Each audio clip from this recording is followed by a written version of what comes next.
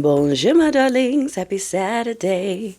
Good morning, my darlings. How are you?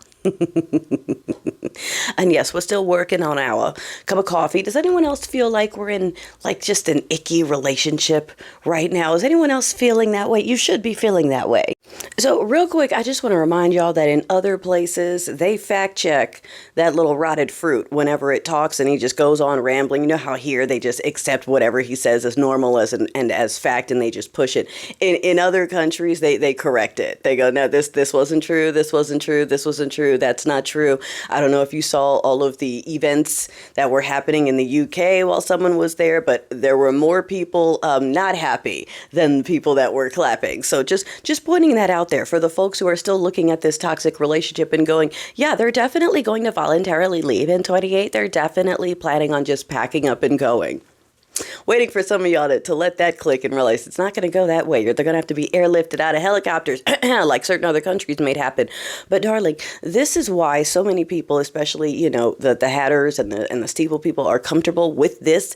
If you've ever dated a narcissist, this thing, like, you know, on Friday, something's going to happen where they have to ruin your weekend, because that's what narcissists do, right? If it's a special event, a holiday, a time you wanted to relax, they have to get in front of it and ruin it for you.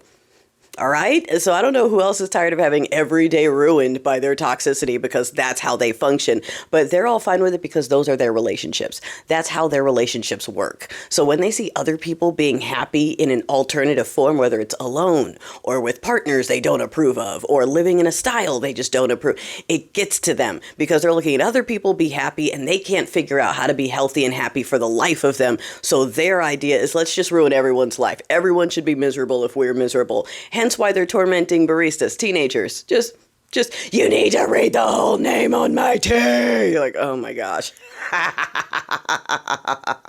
Speaking of them, someone said tokens are being spent, and we're watching that, right? We're watching the far corners argue with each other. Darling, I saw that Nikki called Candy an uncle you-know-what, and he's not wrong. You know, she's got a temporary past. She's always been a Django, Monsieur Candy. That name show do have Pan Ass Steven. Remember who Samuel L. Jackson played? Yeah, she's one of those. Remember Sheba? The one who got the nice clothes, the nice makeup, the nice food as long as Monsieur Candy was alive?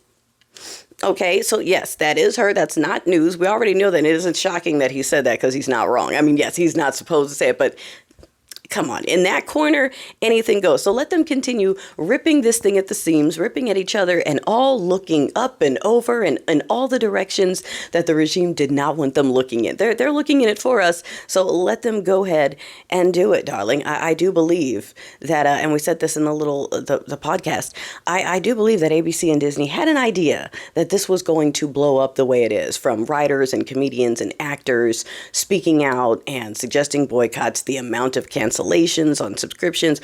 I think they didn't just capitulate for capitulation's sake. I think part of them had to know that it was going to backfire spectacularly.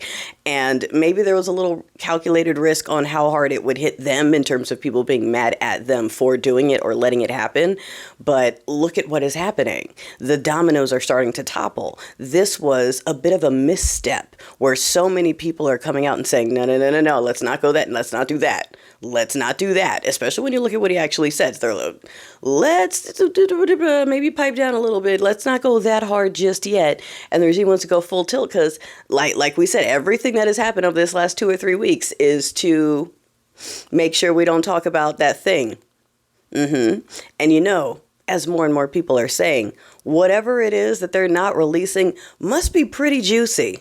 For everything that has happened over, how juicy are those files?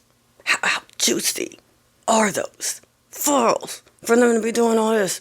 That's how international, how many people are involved in it? How bad is it?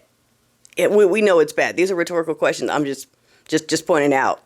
So yeah, let's see what happens, and let's see how long it takes for the rest of y'all to go, okay, no, I don't want a toxic relationship that's never going to end. We need to kick them out now. Like, you know, sometimes you just got to kick them out now. You can't keep writing it out. They're not going to leave on their own. You have to do it. You know what I'm saying?